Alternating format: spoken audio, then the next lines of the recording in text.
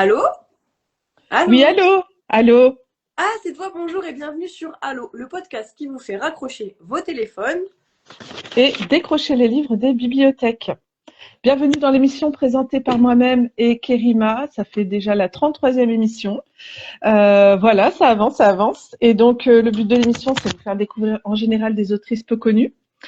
Aujourd'hui, ce sera un auteur très, très connu Ouais, et de vous redonner envie de lire, de vous donner le goût à la lecture. exactement. Aujourd'hui, du coup, je vais présenter peut-être l'auteur. Qu'est-ce que t'en penses? Oui, avec plaisir. Même Ouais. si je l'ai annoncé en story. Ouais, donc, oui, donc Anna vous a spoilé, mais du coup, on parle de Je Marc. savais pas qu'il fallait pas spoiler, Ouais, désolée. c'est pas grave, t'inquiète. On parle de Marc Aurèle, qui est un auteur qui fait partie du courant philosophique du stoïcisme. On va y arriver.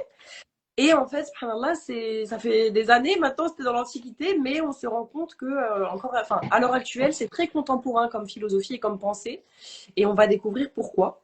Donc, Marc Aurèle, si vous ne le connaissez pas, les personnes qui nous écoutent aussi, c'était un empereur romain. Et son livre le plus fameux, c'est Les pensées pour moi-même. Subhanallah, c'est un livre que j'ai lu, relu, beaucoup aimé. C'est aussi le sujet de mon mémoire, c'est pour ça qu'on en parle aujourd'hui. Oui. Et vraiment, c'est un livre, subhanallah, qui change, je trouve qu'il change la façon de penser, qui change un peu la vie, honnêtement.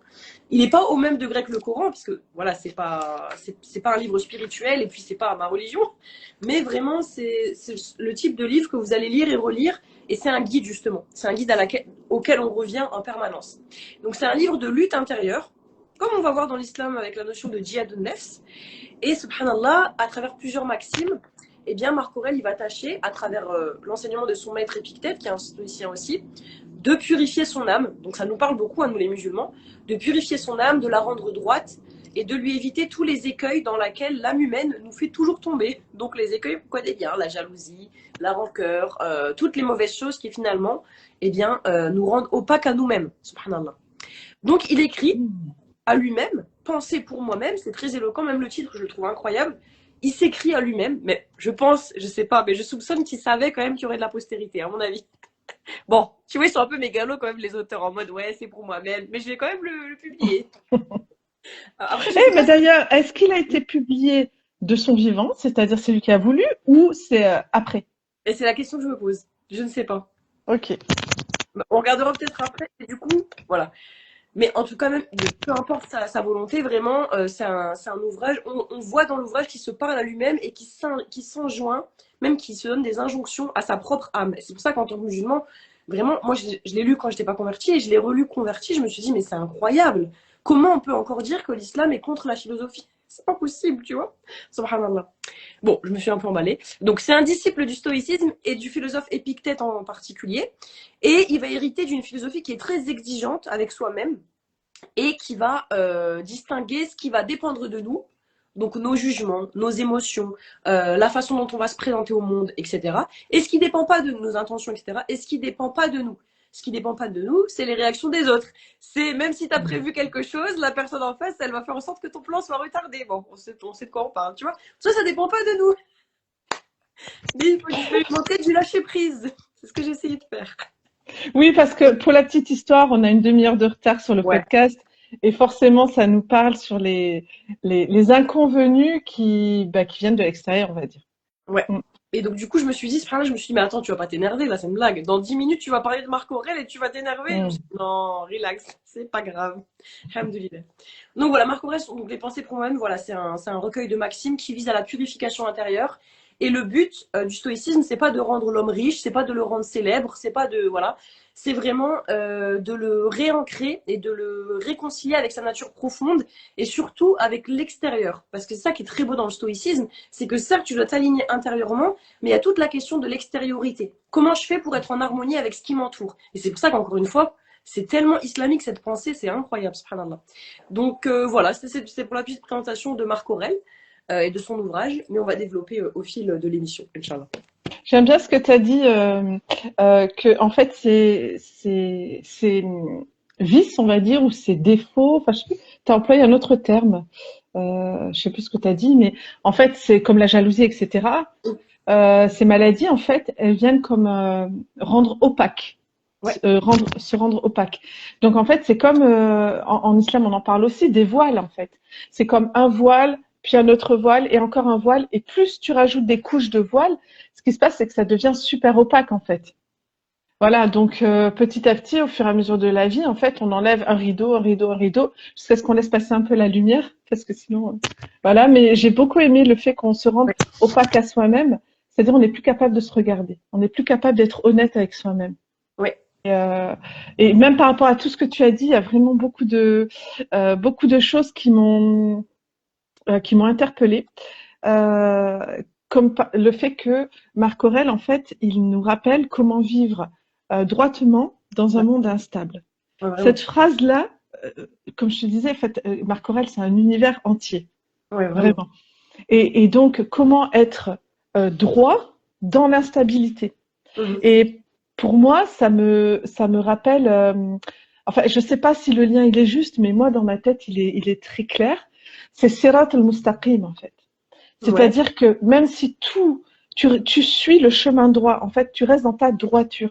Même si autour, tu vois, il y a plein de chemins qui partent, t'es dans un espèce de cyclone qui tourbillonne, on t'appelle un peu partout à droite à gauche. Ouais. Toi, tu restes au centre, dans l'œil du cyclone, où tout est stable. Ça a Ouais. beau tourner autour de toi, mais toi, tu restes stable. Et pour moi, c'est ça l'alignement aussi. C'est Sirat al-Mustaqim, c'est vraiment ce chemin droit, vertical qui nous ramène jusqu'à Allah, en fait. Non, c'est Euh, pour la petite parenthèse, c'est drôle parce que subhanallah, bon après, je sais pas s'il savait, mais tu vois, donc Marc Aurèle, il a dit comme citation que j'aime énormément, je la remets à chaque fois. Il dit mhm, toi comme un cap, donc un phare, comme un phare dans la mer, qui malgré les vagues qui viennent se briser sur lui, malgré les écueils, malgré les tornades, il reste ancré. Subhanallah. Et le Pierre Hadot, qui est un philosophe contemporain, il a écrit Marc Aurèle ou la citadelle intérieure. Et subhanallah, en islam, est-ce qu'on parle pas justement, il y a un recueil qui s'appelle La citadelle intérieure. Subhanallah. mhm, Tu vois, mhm, le musulman, c'est cette citadelle qui, malgré tous les vents, elle reste alignée et allumée oui, de sa propre spiritualité. oui. Il y a trop de trucs à dire, faut qu'on fasse une émission de 3 heures. Bah oui, après je sais pas combien de temps tu avais prévu pour cette émission-là, parce que c'est vrai que Marc Aurèle, on peut en parler beaucoup, beaucoup, beaucoup. Et dans ce que tu as décrit aussi dans sa biographie, tu as dit par rapport à sa philosophie, c'est de ne pas s'attacher à ce qui ne dépend pas de nous, de ne pas s'accrocher et vouloir maîtriser ce qui ne dépend pas de nous. Et ça, c'est vraiment un secret du bonheur. Vraiment. Euh, Parce qu'en fait, si on veut tout, on veut maîtriser même, tu vois, le vent et les marées, par exemple, alors qu'on sait qu'on n'est pas maître de ces choses-là, sauf si Allah nous donne le pouvoir, comme le prophète Sulayman, alayhi salam, où Allah il lui a donné ponctuellement à cet humain ce pouvoir-là, etc., le vent et tout ça. Mais sinon, nous, en tant qu'humains, c'est immaîtrisable. Et le fait, en fait, de vouloir maîtriser ce qu'on ne peut pas maîtriser, c'est comme si on était dans une course, en fait, contre Dieu. Ouais. C'est comme si tu sais, je sais plus c'est lequel en fait qui a, mais c'est la tour de Babylone en fait où il a construit une tour justement pour essayer de l'atteindre en fait, tu vois. Ouais. Donc en fait, je trouve que ça nous ramène à l'humilité, le Mhm. fait de rester à notre place d'humain en fait. Il y a des choses qu'on contrôle, il y a des choses qu'on contrôle pas, et et, et le fait de rester humain et humble, je trouve que ça, comment dire, ça permet en fait de se tranquilliser Mhm. parce qu'en fait, sinon, tu rentres dans une lutte contre une lutte perdue d'avance, en fait. Oui, en plus, c'est perdu d'avance, en plus. Perdue d'avance. Oui. Et Mm. c'est pour ça que ça rejoint beaucoup l'islam, parce qu'il y a ce truc de ce qui dépend pas de toi, ce qui dépend de toi. Et ça rejoint tu vois, ça rejoint l'idée de sabab, ça rejoint l'idée de tawakul. C'est très lié avec la religion, en fait, musulmane, subhanallah. Oui. Et je trouve que le fait aussi de ne pas lutter comme ça contre les aléas, contre ce qu'on ne maîtrise pas, reconnaître qu'on ne maîtrise pas tout, déjà, pour moi, c'est la première étape, c'est l'humilité. Ouais. Et ensuite, ce que ça, l'effet secondaire, enfin, on va dire la conséquence qui en découle, c'est la joie. Parce qu'en fait, quand tu acceptes ce que tu n'attends pas, on va dire les surprises, parce que un accident ou n'importe quoi, on peut appeler, c'est une surprise. Parce Ouais. que être surpris, ça veut dire que tu t'y attends pas, on t'a pas dit c'est bien ou c'est pas bien, ou t'as Ouais. été contente, t'es pas contente. En fait, c'est vrai. C'est ça. Et donc, accepter les surprises comme ça, c'est-à-dire du coup le destin, et ben en fait, ça donne de la joie. Mhm. Euh, et donc c'est ouais, ça rejoint l'acceptation, mais la joie. Et et le troisième, on va dire donc j'ai parlé de quoi déjà? humilité, Ouais. joie. Et le troisième point que ça ramène ton introduction, c'est la confiance. C'est-à-dire que si je sais que le plus grand, le créateur, il orchestre ma vie, en fait, avec des événements, des rencontres, il orchestre ma vie parfaitement pour que ce soit harmonieux et mélodieux pour mon âme, Oui. tu vois, pour la mienne, pas pour quelqu'un d'autre. Et quand je sais que tout ça, c'est pour mon plus grand bien, tout ça, c'est en faveur de moi, si j'en ai, mais la certitude absolue, c'est, OK, tout ce qui m'arrive, c'est pour mon plus grand bien, Oui. et ben, ça, en fait, on avance avec confiance, en fait. On se dit, bah, qu'est-ce qui peut m'atteindre? Et ce qui m'atteint n'est-il pas bon, tu vois? Donc, voilà, rien que sur ton introduction, voilà ce que je voulais ajouter. Tout à fait, ça apporte une vraie sérénité. Et Marc Aurèle, il dit même, il va même plus loin. J'ai pas voulu tout dire parce que c'est très long, comme tu as dit, c'est dense.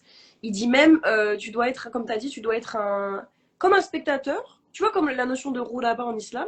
Tu as ton rôle à jouer, tu vas sur scène, tu joues ton rôle, et puis après, tu enlèves ton masque et tu pars. C'est vraiment une Ah, figure, tu vois, qui donne vraiment Marc Aurèle cette image-là de l'histrion, un peu le personnage. Pas l'histrion, le personnage. Subhanallah.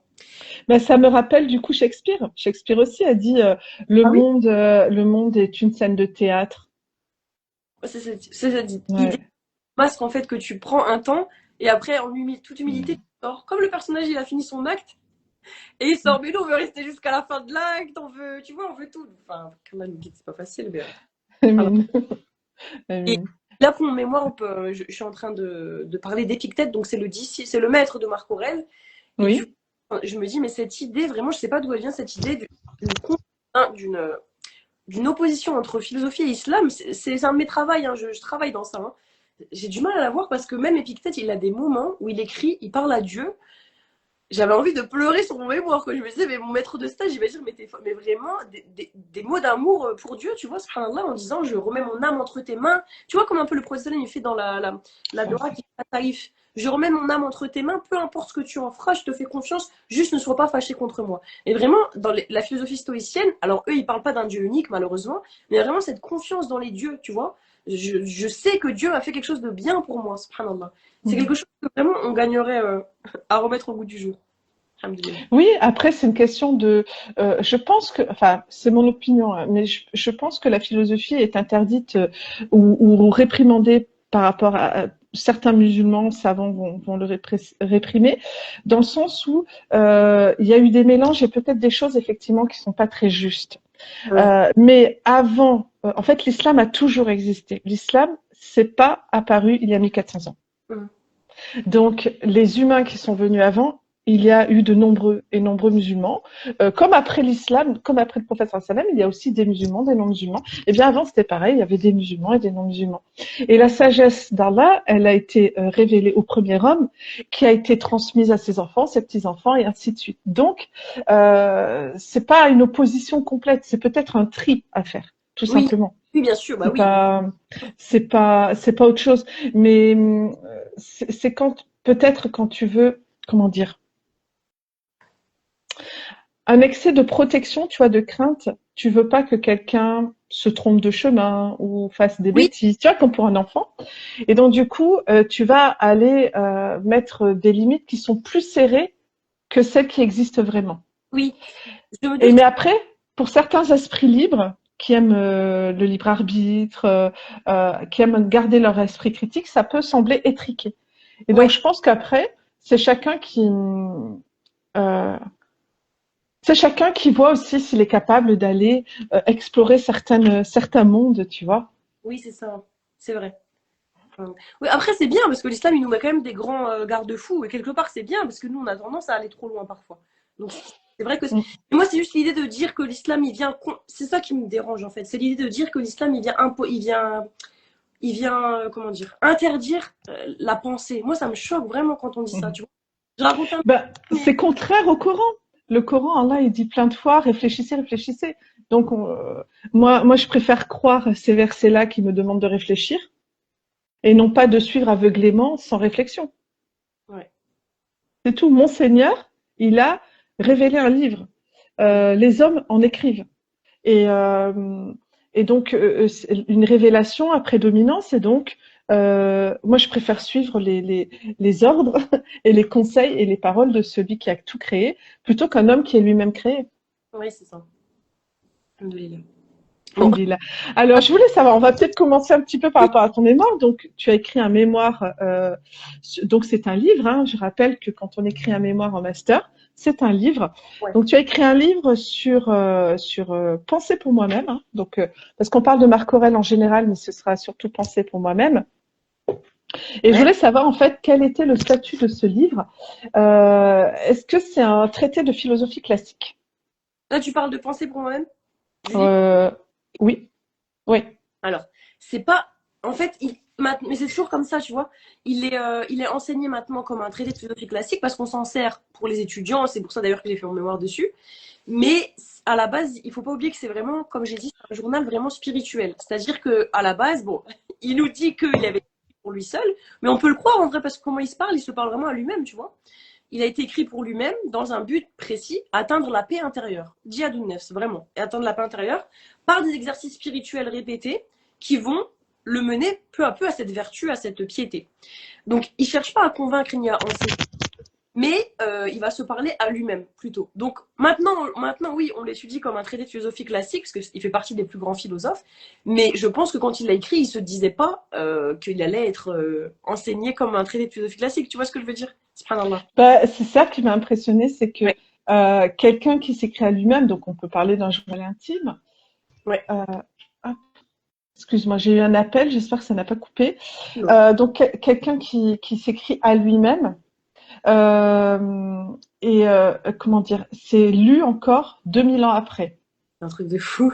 Lu et étudié, tu vois, c'est pas et creusé, approfondi, et enfin voilà, c'est vraiment une mine.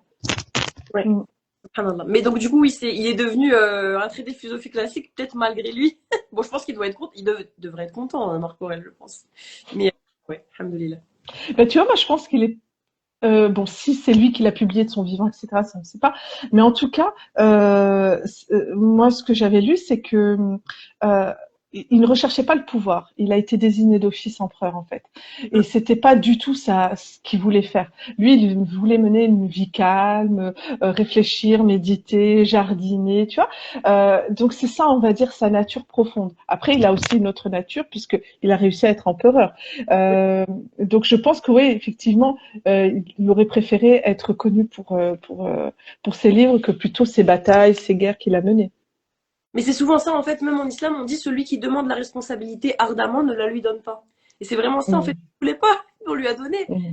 Allah, il l'a fait excellemment, parce que ses œuvres spirituelles et intellectuelles, elles ont pris son empereurat, je sais pas comment on dit, voilà, sa façon de gouverner. Forcément, ça a forcément, Ah oui, oui, oui, son gouvernement, quoi, sa gouvernance. ouais, sa gouvernance, Mmh. subhanallah. Et d'ailleurs, ce serait bien et en fait, quand on voit avec les gouverneurs actuels des pays, hein, pour ne citer bah, les pays occidentaux ou tous les pays, je me dis mais qui est philosophe dans l'histoire? Ouais. Tu Mais vois?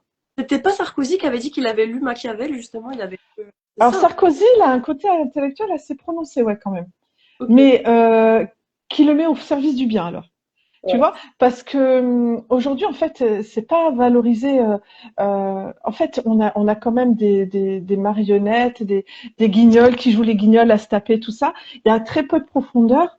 Et en fait, ils sont venus chercher le pouvoir. Ouais. C'est voter pour moi avec de la tricherie, avec des campagnes qui ont été financées frauduleusement.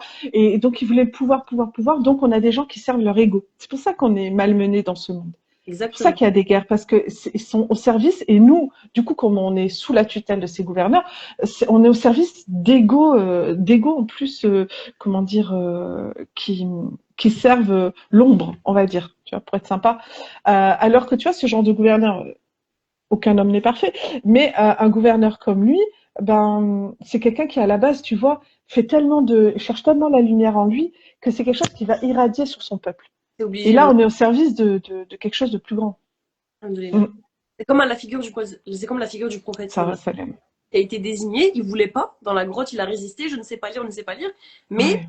c'est parce qu'il a été désigné que c'est parce qu'il le voulait pas en fait que ça a fait de lui ce gouverneur Ouais. encore actuellement, sallallahu alayhi wa sallam, Mais dans incroyable. la grotte, il cherchait la lumière aussi, tu vois. Oui, Il allait s'isoler dans l'obscurité d'une grotte, une cachette secrète, pour aller justement chercher cette lumière.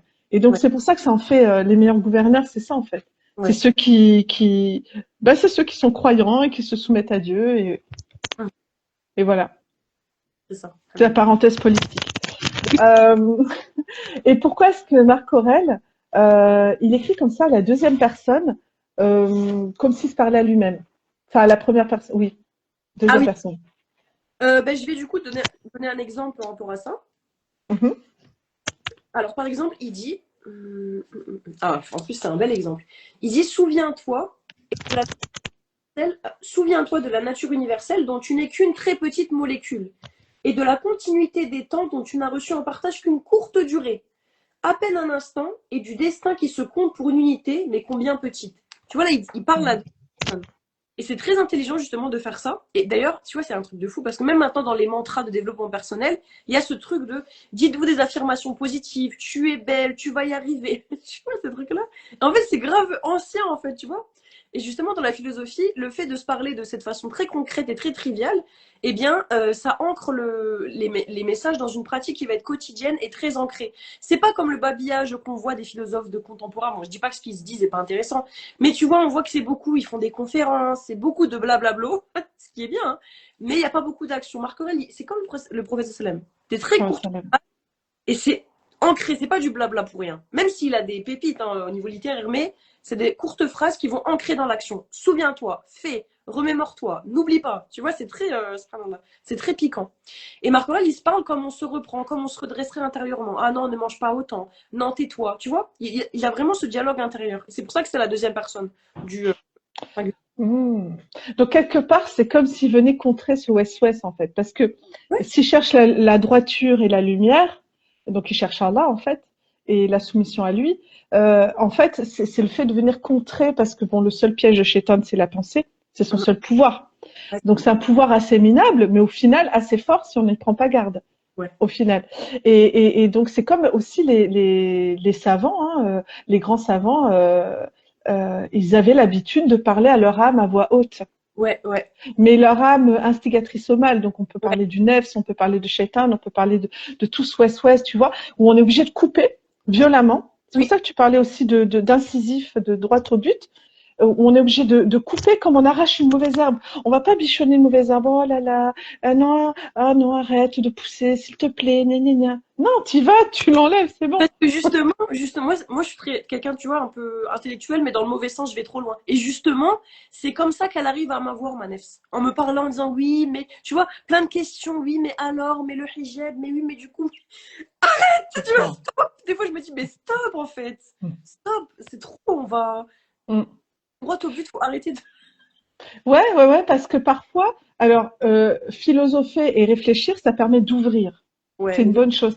Mais c'est vrai que si on n'a pas une limite à un moment donné, ça peut être, comme tu parlais, des babillages, c'est ça? oui, Ça devient stérile. C'est pas terrible. fertile. Donc la philosophie, elle doit être fertile. C'est vraiment semer des graines en nous de réflexion qui permettent de nous rapprocher d'Allah. Tu vois, nous en tant que musulmans, bon, c'est ça le but ultime.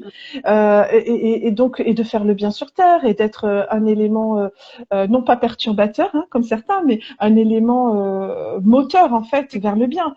Et donc c'est vrai qu'il faut savoir stopper un petit peu la réflexion et parfois il y a des choses qui sont très simples. Ouais, On va les garder simples ouais. et voilà, c'est tout. Même si on aime bien, tu vois, on aime bien. Moi aussi, je suis autrice, on aime bien les mots, on aime bien le truc, mais des fois. Oui. Ouais, cela, il nous le montre. Et même Marc Aurèle ici, bon, à moindre échelle, hein, mais des Mhm. fois, il faut vraiment viser la simplicité, il faut viser la brièveté des choses. Voilà. C'est pour ça qu'il se parle à deuxième personne, pour vraiment avoir un impact. Et en fait, il parle à sa nefs. C'est un diable nefs, il parle à sa nefs.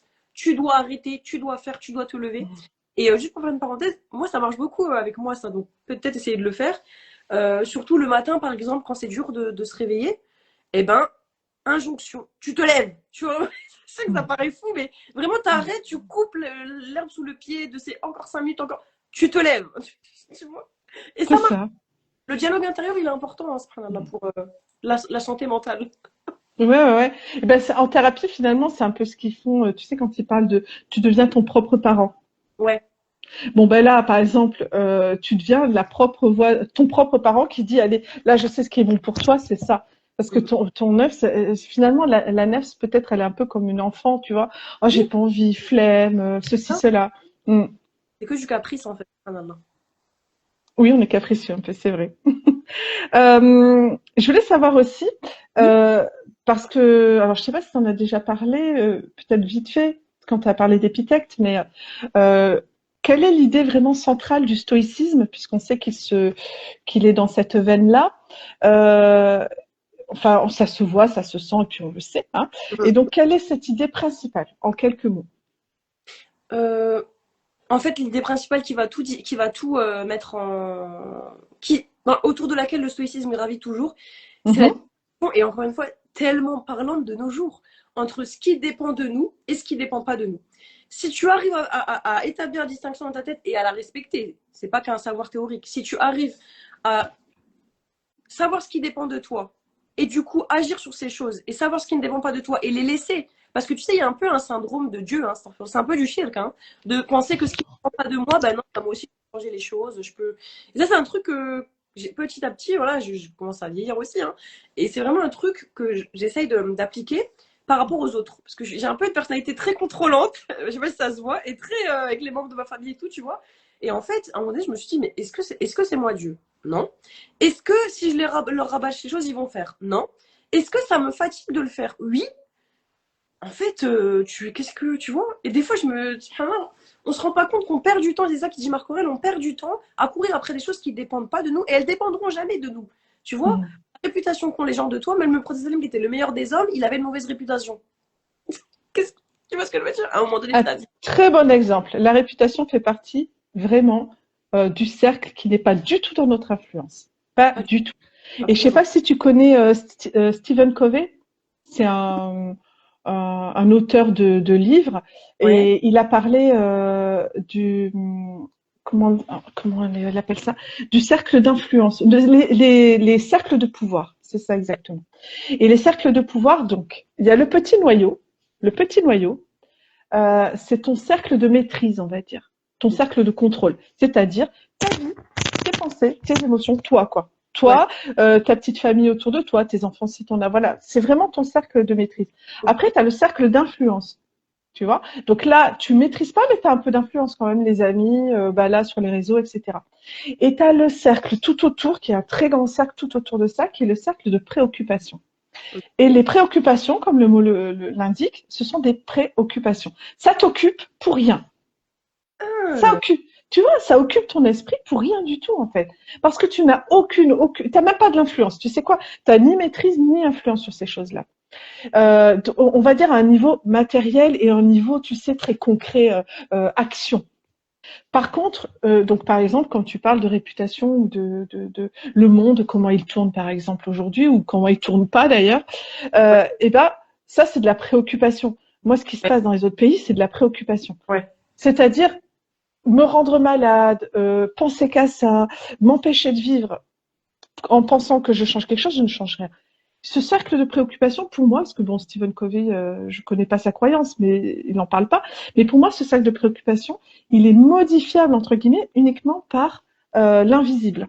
Donc les prières, les invocations, Ouais. qui vont aller, qui sont une demande pour venir, pour que Allah se charge de ça. C'est trop beau. Mais oui, mais nous directement, dans la matière, le visible, on n'a pas de. Après, je dis pas. Si on prend par exemple l'exemple de la Palestine, il y a des actes concrets qu'on peut poser Oui, selon notre cas, selon ce qu'on a envie de faire, sans imposer à qui que ce soit. Mais tu ne changes pas. ça reste de l'influence en fait, ça, non? Quand tu partages sur un Euh, pattern et tout, ça reste de l'influence en gros. On veut oui, aider, mais mais il faut pas oublier que cette influence, elle est minime. oui, bah oui. C'est-à-dire que toi, si tu bois pas de coca, t'as pas changé le monde. Ouais. Oui, oui, oui. Tu vois, par contre, c'est pour toi-même en fait. C'est juste que de toi à toi, de toi à Allah, tu es en train de montrer que ça, j'aimerais que ça change. Ouais. Mais ne te prends pas pour Dieu, parce qu'en fait, il y a des gens et c'est pour ça que ça génère énormément d'énervement et de guerre dans les familles. Est-ce que c'est le but? Je crois pas. Que ça génère beaucoup de choses finalement où des clans se créent entre gens qui de toute façon ne sont pas d'accord avec cette guerre. Ouais. Mais comme on n'a pas les mêmes façons de percevoir la chose, Mhm. euh, certains en fait franchement, moi j'en connais, qui bousillent leur relation intime, donc leur cercle de maîtrise, on va dire, leurs amis, parce qu'ils font pas comme eux. Ouais. Tu vois un peu ce que je veux dire par Ouais. rapport à ces cercles-là. Et donc voilà, ça rejoint quand même Marc Aurèle, le fait de ne pas se préoccuper de ce qui ne dépend pas de nous. Ce qui ne veut pas dire qu'on doit être résigné, lâche et ne pas agir, Oui, bien sûr. mais on agit à notre niveau en sachant que nous, on ne fait rien vraiment, et puis surtout, on agit pour moi dans l'invisible. Et cette idée que tu as dit, c'est incroyable, l'idée que tu as dit de le cercle de préoccupation, on peut l'atteindre, mais c'est pas nous qui l'atteignons, on fait des demandes à Dieu. Ah oui. Incroyable comme idée. Pour moi, oui. Après, même dans notre vie, on demande à Dieu. Tu vois, je veux dire, l'éducation de mes enfants, je vais pas me dire, je gère, c'est moi qui fais. Tu Oui. vois, on est d'accord. Mais Mais tu as plus comment de dire? quand même que ce qui se passe à l'autre bout du monde. Oui, les enfants maltraités, moi, c'est une cause qui me touche énormément. Ouais. Oui, je pourrais faire quelque chose. Par exemple, je pourrais aller dans une association, je pourrais écrire des choses pour sensibiliser. Je pourrais faire plein de choses, tu vois, sur la maltraitance des enfants. C'est vrai, concrètement. Mais c'est pas mon cercle Je me dis, je vais rendre heureux mes enfants. Ouais. Et comme ça, je contribue à Oui. ce combat-là, tu vois. Et Mm. ça rejoint encore une fois, tout rejoint, de toute façon, ça en rejoint encore une fois la recommandation prophétique qui dit fais d'abord le bien autour de toi. Les sadakas, c'est d'abord ta famille autour. Et ensuite, plus large, tu vois. D'où à chaque fois le débat de toutes les écoles juridiques en mode est-ce que je peux envoyer ma zakat el fit au Maroc? Et t'as les imams qui disent d'abord il y a des gens qui souffrent ici. Chaque fois c'est le même. Mm. Subhanallah. C'est vrai. Sauf si au Maroc, c'est ta famille ou Oui, des voilà. gens que tu connais très bien. Et dans ce cas-là, tu te préoccupes effectivement, enfin, tu te concentres sur effectivement ta famille. Ouais, c'est ça. Ben oui, oui, oui, c'est vrai. Mm. Mhm. Bon, je sais plus où on en était. Alors, on est parti partout. Donc, c'était ça, le stoïcisme. Le Ouais. stoïcisme. Et l'idée principale, c'était voilà la distinction entre ce qui dépend de nous et ce qui n'en dépend pas, et qui va amener en fait à une libération intérieure. Parce que et déjà, je vais avoir beaucoup plus de place mentalement pour des choses qui dépendent de moi, tu vois, parce que ça va libérer de l'espace. Ah, le comportement de mon voisin, la guerre, etc., machin, ça me concerne pas. Ça veut pas dire que je prie pas pour eux, mais tu sais que moi, j'avais une amie au début des attentats, enfin, c'est pas des attentats, c'est le 7 octobre, on sait que ça a commencé bien avant. Hein. Et en fait, tu sais Ah qu'un oui. Mm. image de la Palestine des enfants, elle est tombée dans une mini dépression en fait. Elle me parlait que de ça alors qu'elle avait des enfants. Hein. Elle était en dépression. Je lui ai dit mais là faut que t'arrêtes, c'est en train de devenir folle. Et après elle a coupé un moment et elle a culpabilisé d'avoir coupé. Je lui ai dit mais non, d'abord tu dois te sauver toi. Qu'est-ce que Et ça va ses enfants. Et ses pas. enfants, du coup. Mm. C'est complètement. Et après bon, je me doute qu'elle a pas fait exprès. C'était un surplus d'empathie, mais ça n'amène rien en fait. Ah ben, c'est ce qu'on appelle l'empathie par la douleur. Parce que tu sais Ah, qu'il y a deux formes d'empathie. Il y a ok. l'empathie, attends, ça c'est l'empathie par la douleur et il y a l'empathie que je ne sais plus comment elle s'appelle, mais l'empathie par la douleur, c'est une empathie qui se retourne pour soi dans le sens où elle n'est pas complètement empathique. C'est-à-dire, attends, comment je vais m'exprimer? Ok. En fait, quand tu es empathique par la douleur, Ouais. il y a toi en jeu dedans. C'est-à-dire, c'est pas que c'est du cinéma, attention, Oui. mais Ah, je crois que je vois ce que tu veux tu dire. pleures pour toi-même quelque part aussi. Alors que au fond, en fait, la personne a donné un exemple pour un SDF. En fait, elle voyait souvent un SDF. Et puis un jour, elle s'arrête et elle lui donne de l'argent. Elle le regarde comme ça. En fait, il n'était pas en train de mendier. Enfin, un SDF, par définition, sa maison, c'est la rue. Faut bien Ouais. qu'il se pose quelque part, tu vois. Voilà, donc il n'était pas en train de mendier. Et en fait, il la regarde un peu méchamment, on va dire, et il dit, qui t'a dit que je voulais de l'argent là? Ah, non, Tu non. vois? Et en fait, cette personne, elle avait expliqué ce qu'elle avait ressenti. C'est qu'en fait, l'empathie, c'est le fait de se mettre à la place de l'autre. Mais euh, je sais pas si j'arrive à être claire. Attends, je vais essayer de vraiment être claire. C'est le fait de se mettre à la place de l'autre, Mhm. mais tu prends pas le dessus. Tu utilises pas ça pour et te faire souffrir. En fait, il y a rien de bon là-dedans. Oui, je comprends, je vois ce que tu Tu veux dire. vois? En fait, tu te mets un peu à sa place en mode je suis le héros qui souffre un peu. Tu vois, ça. Voilà, et qui a envie de sauver, comme là, je vais sauver ce misérable, entre guillemets, tu vois. Et donc, depuis, ce qu'elle fait, c'est que cette personne, elle demande toujours le besoin. C'est de quoi avez-vous besoin? Et ben, tu sais quoi, des fois, c'est de discuter. Subhanallah. Ouais, c'est vrai, subhanallah. Mm. Parce qu'en fait, on se positionne. C'est pour ça que l'intention est tellement importante parce que. Et même des fois, moi, ça m'est déjà arrivé. Est-ce que ça t'est déjà arrivé? Il y avait une sœur qui nous avait dit regardez, faites des dons pour savoir si vous êtes sincère. Donnez, donnez, donnez. Et si une personne, elle vous dit pas merci, est-ce que ça blesse votre. Est-ce que ça vous fait mal? Et si ça te fait mal, retourne faire du dick, c'est mieux. Magnifique. Ah, c'est magnifique. T'as vu, quand on nous dit pas merci, on se sent pas bien, mais c'est-à-dire, tu l'as fait pour qui en fait? Tu l'as fait pour elle ou pour qu'on te dise ah, machallah. Tu vois, subhanallah, c'est incroyable. Mm. Ouais, c'est intelligence émotionnelle, Léa nous dit. C'est ça. C'est Myriam. Merci, Ah non, Myriam. Mariam, pardon. oui, c'est ça. Pas Myriam, Mariam. Merci beaucoup. Oui. Donc, tu disais quoi? Alors, on repart sur le stoïcisme. Ah oui, donc c'était question. On savait que ça allait partir dans tous les sens, mais nous, on fonctionne comme ça, n'est-ce pas? Et le sujet, il est incroyable. Pour celles qui arrivent, on fait une émission sur Marc Aurèle, Les pensées pour moi-même. Et c'est un livre que je vous recommande fois 1000. Donc, le stoïcisme, tu parlais du fait de ne pas s'attacher à ce qui ne dépend pas de nous, c'est ça? Oui. Et du coup, ça nous faisait imbriquer naturellement vers la liberté. Cette question de la liberté. Parce que Ah comment ouais. concevoir cette liberté, je te devance un peu dans la question, il va la concevoir d'abord comme une liberté intérieure. Et son maître Épictète, moi quand j'ai appris ça, j'étais en master en France, j'avais 23 ans, ça fait longtemps. Et le prof, il nous donne un exemple de fou. Il nous dit, Épictète, le philosophe connu par excellence, disciple de Marc Aurèle, il était esclave.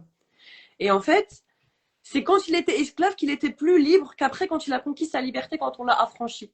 Parce qu'il avait déjà commencé son travail de liberté intérieure, à tel point, encore une fois, on ne sait jamais si c'est vraiment vrai, mais c'est pour illustrer, tu vois, à tel point qu'un jour, son maître, il lui a tordu la jambe, et Épictète lui dire arrête, il lui disait arrête, tu vas la casser, si tu continues d'un ton calme, tu vois, tu vas la casser. Vraiment pour te dire, il n'a pas complètement déconnecté de ses affects, et vraiment toujours dans, tu vois, l'objectivité, la logique, subhanallah. Il avait une liberté intérieure avant d'être physique. Quand il a été affranchi, certes, il était affranchi, mais ça n'a pas changé fondamentalement sa vie. Parce qu'il avait déjà réussi à avoir cette distance, tu vois, avec lui-même. Subhanallah.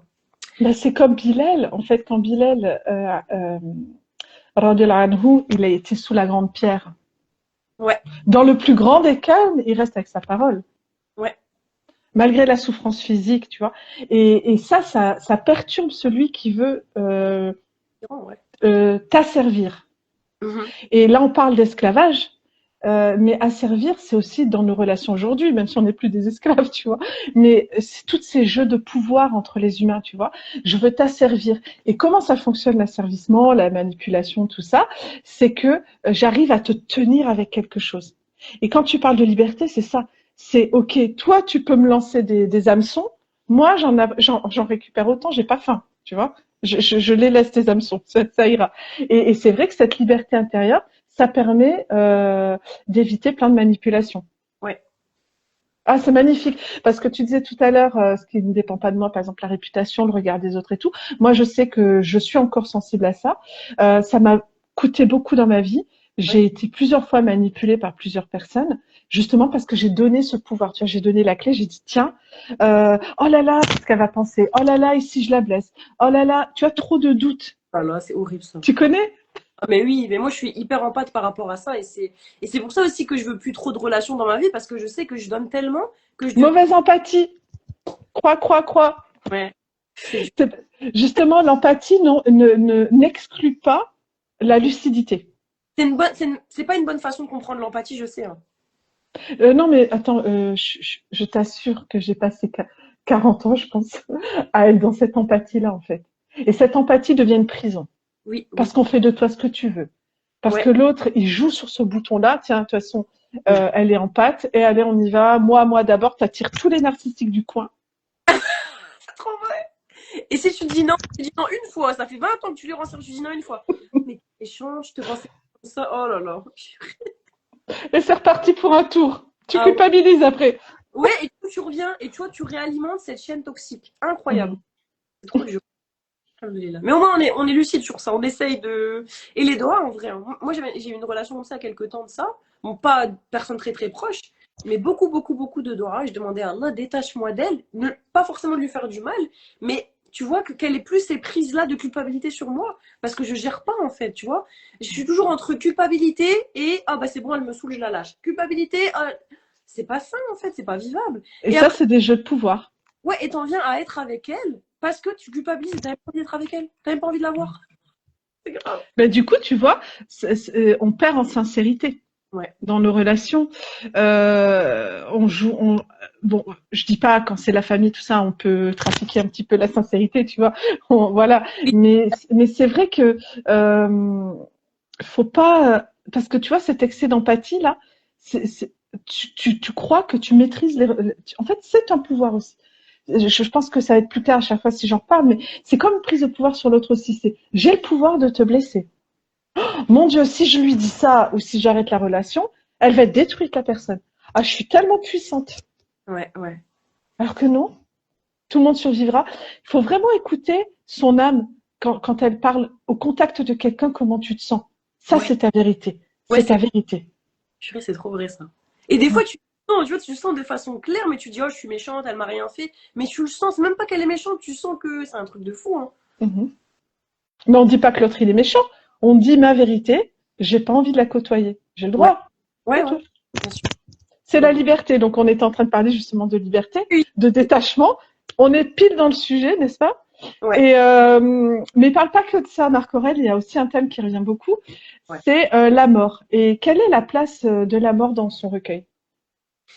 Alors, la place de la mort, encore une fois, très, très, très reliable avec notre religion, c'est que Marc Aurèle, quand il parle de la mort, sous les enseignements de son professeur, comme d'habitude, Épictète, en fait, il va totalement la vider, l'épurer, enfin, ouais, la vider, la distiller de tout le côté dramatique que la littérature, les films, peu importe, ont mis dessus. Tu vois? Tu peux répéter? J'ai pas bien compris là. En fait, Marc Aurèle, quand il aborde le sujet de la mort, lui a appris comme l'apprend la philosophie stoïcienne, c'est qu'il va la diluer de tout le côté dramatique qu'on a porté dessus. C'est vrai, la mort, c'est quelque chose, c'est hyper dur. C'est vrai, on dit pas que c'est pas dur. Il y a une littérature dessus, tu vois, on parle de ça, c'est un thème de cinéma. Marc Aurèle, il dit, c'est juste un non-événement. C'est juste un passage d'une étape à une autre.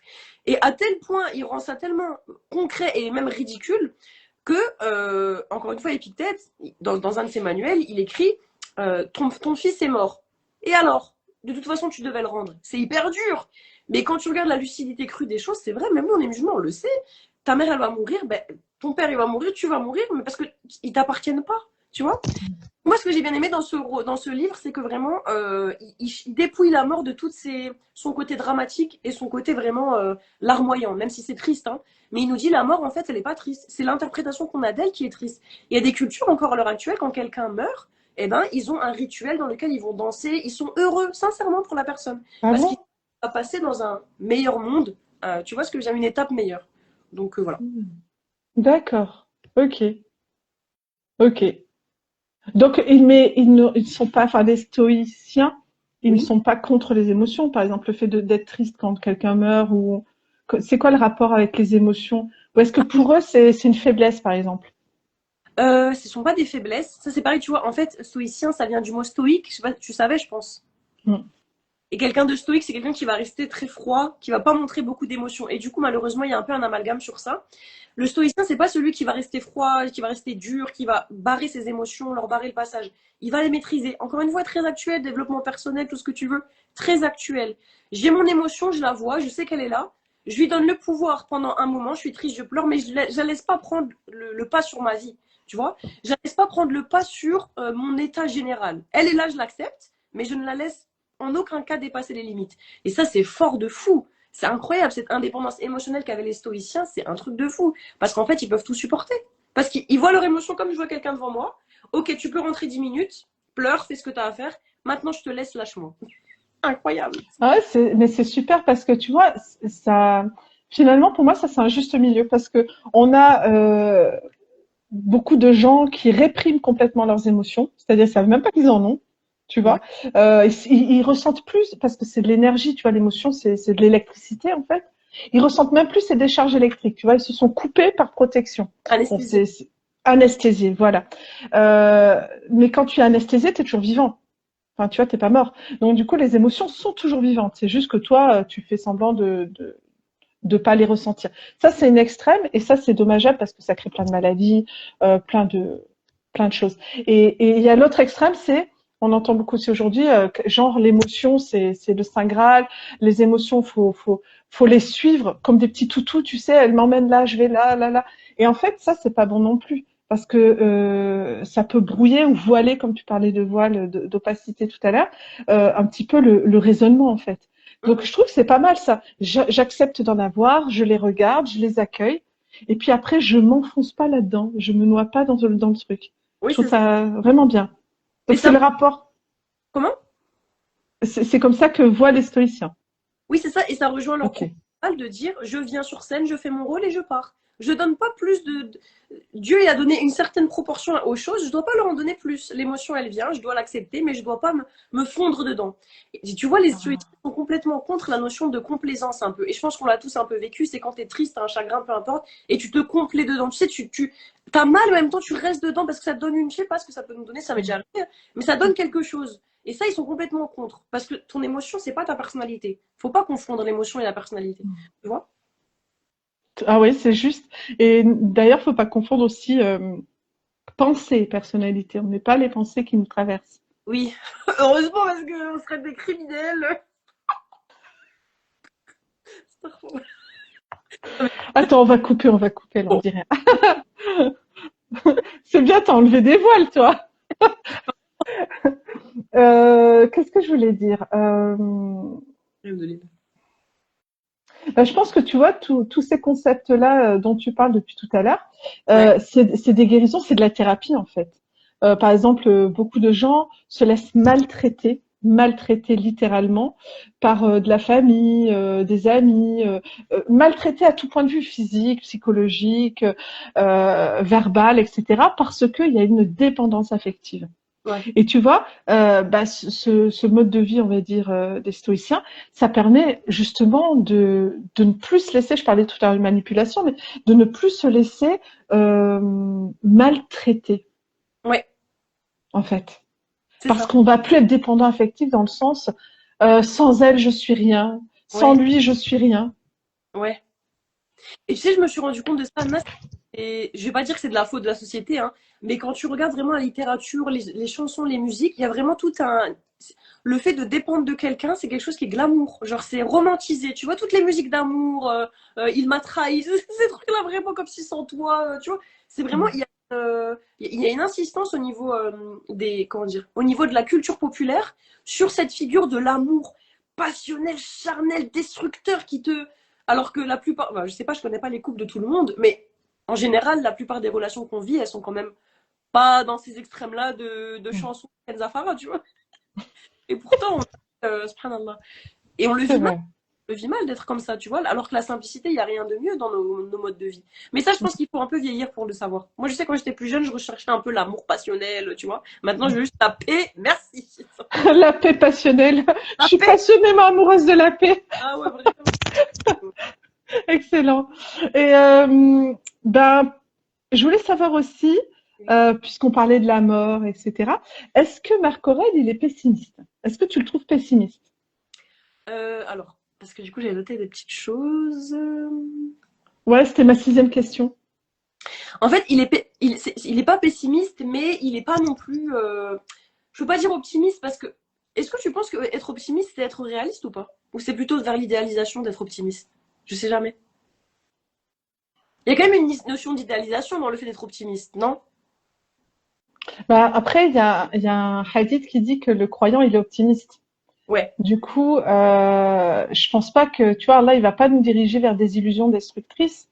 Ça veut dire qu'être optimiste, c'est bien.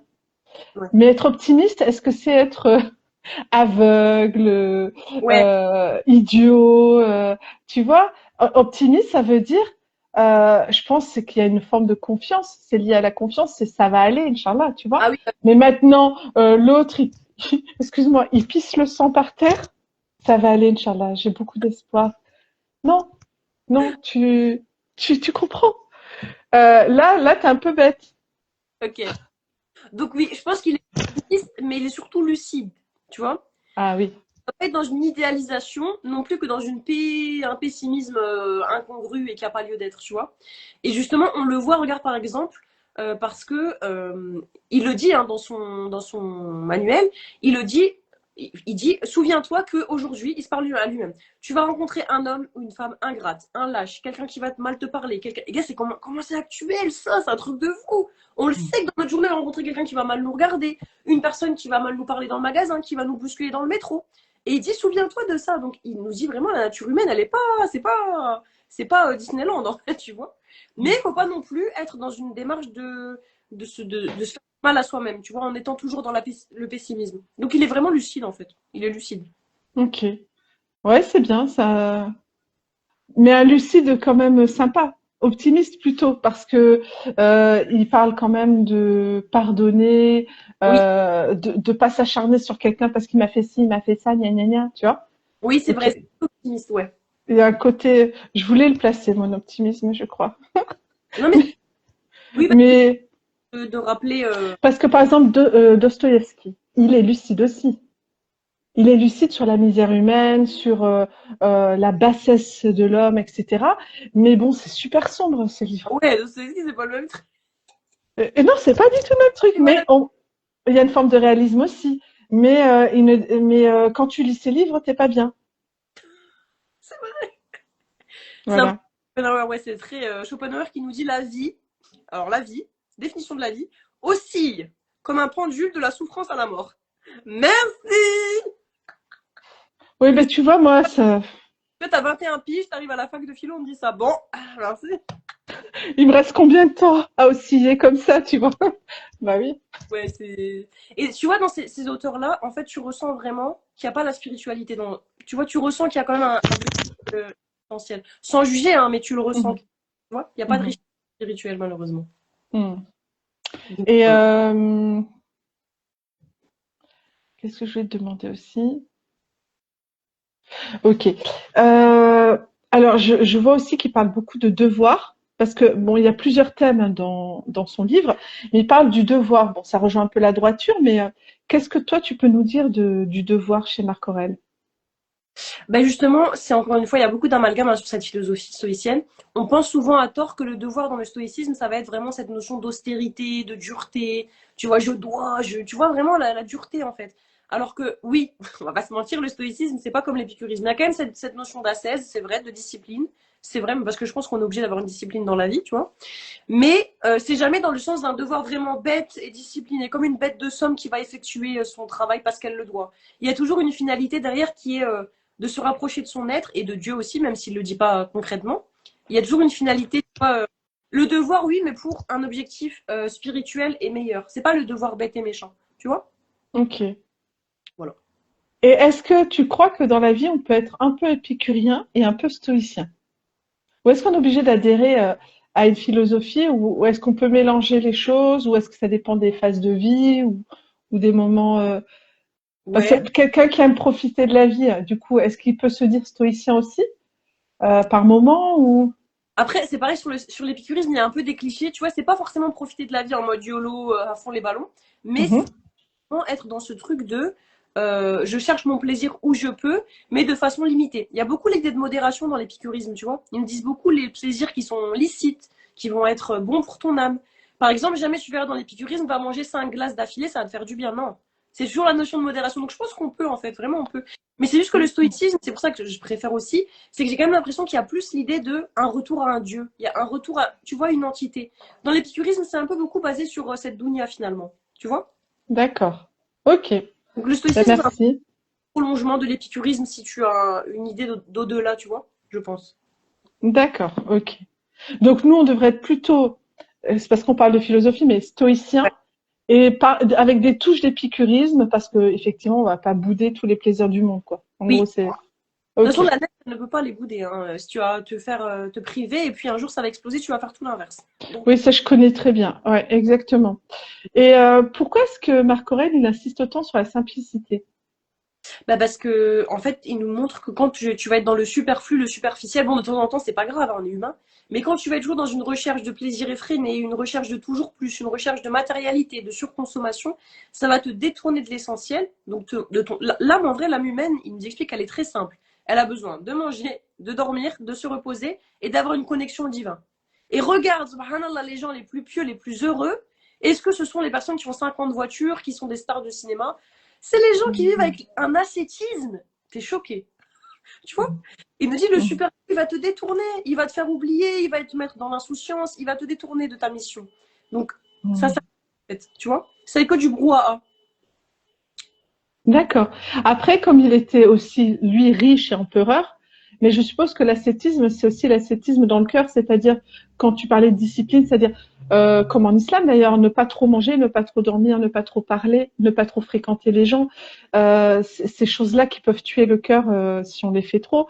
Donc, est-ce que l'ascétisme, parce que oui, effectivement, parce qu'après, il y en a qui ont très peu, mais qui sont des gens aigris parce que, et pourquoi j'ai pas plus, et moi, je mérite pas, et je voudrais, je regarde le voisin, il a, moi j'ai pas, nanana, tu vois, ils ont 3 cacahuètes sur la table, mais franchement, ils sont pas du tout à 7, hein, parce que dans leur cœur, ça bouillonne de colère, de plein de choses. Donc du coup, l'ascétisme, c'est peut-être quelque chose qui se travaille aussi d'abord dans le cœur. La satisfaction, par exemple. Oui, c'est ça, c'est la notion islamique de qana, c'est-à-dire le fait d'être, ou de rida, je crois que c'est ça, le fait d'être satisfait de peu et d'être satisfait ouais, de peu sans chercher forcément à démultiplier ce que tu as. Et effectivement, lui, il était riche, mais pour autant, regarde, il était dans un ascétisme spirituel. Je dis pas qu'il n'avait pas des trucs de faste, mais en fait, il avait la richesse dans la main, tu vois, comme dans le hadith, mais pas dans le cœur. Et ça, c'est quelque chose enfin, c'est ça le principal en fait. Ça n'a rien à voir avec ton mode de vie. Ok, d'accord. Et ben, on en a parlé tout à l'heure des émotions. Ouais. Donc voilà, je vais passer la question. Euh, Arriver directement à la dernière question, Anna. Comme ça sera. ouais. Euh, Pourquoi est-ce que tu as choisi de faire ton mémoire sur cet auteur et sur le stoïcisme? Alors, donc je vais aussi expliquer pourquoi j'ai choisi de faire ça par rapport à mon mémoire, parce que j'ai beaucoup aimé, comme musulmane, j'ai beaucoup aimé en fait la philosophie stoïcienne. Pour le côté, moi j'ai toujours été un peu très ascète, enfin un peu dans la discipline. J'aime bien, tu vois, ça me rassure si je suis comme ça. La rigueur, elle.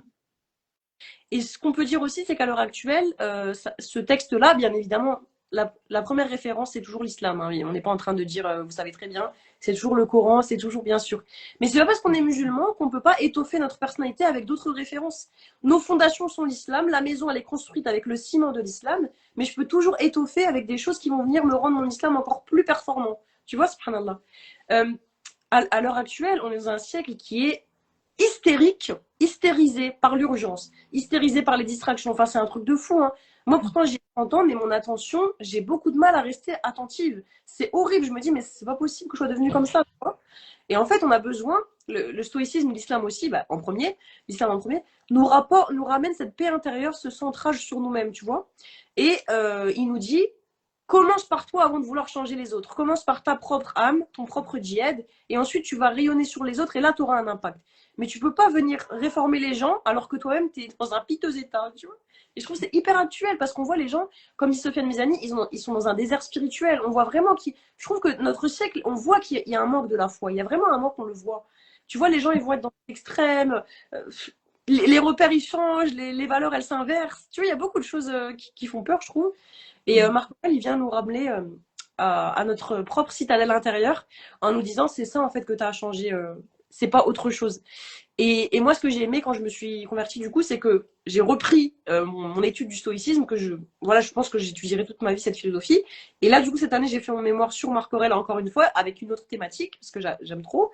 Et en fait, ça m'a encore plus réconcilié avec ma religion et avec le stoïcisme, mais aussi avec ma religion. Parce que je me suis rendu compte qu'en fait, quand je lisais les pensées, ben, j'avais l'impression que c'était des rappels ou des hadiths un petit peu, tu vois. Sois droit, ne te laisse pas emporter par ton émotion, essaye d'avoir le bon soupçon sur les gens. Ça aussi, il le dit, essaye d'avoir le bon soupçon. Subhanallah. Ça nourrissait ma religion, en fait. Alhamdoulilah. Donc voilà. Et je conseille vraiment à tout le monde de le lire. Donc cette année, tu écris un deuxième livre sur Marc Aurèle, c'est ça? Du coup, c'est un petit mémoire de 30 pages. Bon, c'est un mini-livre, on va dire. Mais c'est sur un autre thème. Oui, mais c'est 30 pages A4. Ouais. Les pages A4, quand tu les transformes en pages de livre, Oui. tu tombes facilement à 60 pages. C'est un Ah ouais, essai. ça double.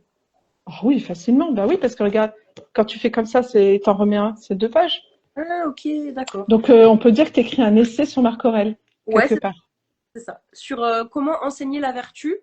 il y a toujours, tu vois, cette idée que j'aime trop dans notre ère moderne, comment on peut revenir à une vertu, à des valeurs très spirituelles qui sont complètement en décalage avec notre modernité et son individualisme. Comment tu peux réinjecter ça maintenant à l'heure actuelle? Et en vérité, Ah ouais. message, il est très contemporain. Eh ben, écoute, quand tu auras fini ton deuxième livre, Inch'Allah, on refera une émission, je pense que c'est pour septembre, quelque chose comme ça. Ouais, je pense, septembre. Inch'Allah. Inch'Allah. Ben voilà, écoute, est-ce que tu as d'autres choses à rajouter par rapport à Marc Aurèle ou est-ce qu'on lit un petit passage en direct? Ouais, je pense qu'on peut lire un petit passage en direct, ouais. Inch'Allah. Alors, j'ai pioché un passage. Oui. Chaque matin, dis-toi d'avance. Ah ben non, c'est ce que tu as lu. Je te jure. Il est J'ai magnifique. rencontré un indiscret, un ingrat. Ah, j'ai choisi le même. Mais il est trop beau. Bon, bah écoute. Chaque matin, dis-toi d'avance. Je vais rencontrer un indiscret, un ingrat, un insolent, un fourbe, un envieux, un égoïste. Tous ces vices proviennent chez eux de l'ignorance du bien et du mal. Mais moi, qui sais que le bien est par nature beau et le mal laid, et que le pécheur lui-même est par nature mon frère, non par le sang ou la semence, mais par l'intelligence et la part divine. Je ne puis ni être lésé par aucun d'eux, car aucun ne peut me déshonorer, ni me fâcher contre mon frère et le haïr. Car nous sommes faits pour coopérer, comme les pieds, les mains, les paupières et les mâchoires, s'opposer les uns aux autres est contre nature, et c'est s'opposer à quelqu'un que de s'emporter contre lui ou de s'en détourner. Un message de paix, si on appliquait un petit peu ça, il y aurait vraiment plus de paix sur Terre. Encore une fois, la paix à l'autre bout du monde se construit d'abord la paix entre nous. On arrête de se faire la guerre, nous, à l'intérieur, nanana, ceci, cela, culpabilité plus et tout. Et on arrête de faire la guerre aussi pour des broutilles entre nous, voilà, dans la famille, les amis, les machins. Je parle de broutilles. Parfois, il faut juste couper, toxicité, blabla. Je ne dis pas qu'il faut garder toutes les relations. Mais on peut, je pense, couper le lien avec quelqu'un et ensuite venir nettoyer ce cœur-là de la haine, etc. Parce que ça, du coup, ça sert à rien. Oui, c'est ça. Et ça rejoint, tu vois, l'idée de Sahaba en islam. Ton frère ne coupe pas les liens avec lui plus de 3 jours, essaye de revenir à lui, trouve pas inutile. Tu vois, ça... Mais si un jour tu coupes parce que la personne, enfin en tout cas le lien est trop toxique, tu peux couper, puis pardonner, puis rester tranquille. Parce que repenser, y repenser, tu vois, ruminer, avoir de la haine, de la colère, du gna gna gna gna gna gna, en fait, tu te pénalises toi.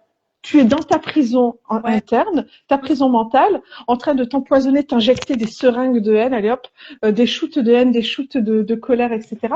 Tu fais du mal à personne, sinon à toi-même. Et comme on parlait du cercle de maîtrise tout à l'heure, si on veut influencer autour de nous et puis voilà, rendre le monde meilleur, ben c'est déjà quand même faire la paix en soi. Oui. Forcément, ça va rejaillir sur les autres, forcément. Et tu le vois souvent, tu sais, il y a des personnes qui, ça veut pas forcément dire quelque chose, mais souvent quand même, je trouve que les personnes ont vraiment la foi, qui sont reconnues pour leur foi, hommes et femmes, tu vois, qui ont une vraie spiritualité, tu vois quand même sur le visage que ça rayonne. Je trouve que ça se voit quand même. C'est pas qu'un effet d'optique, je trouve on voit vraiment. Allah, il rend, je sais pas, comme s'il a enlevé. Allah. C'est vrai. 49 du coup, et il nous... donc c'est pareil. Tout ce qui arrive dans le monde, y arrive justement.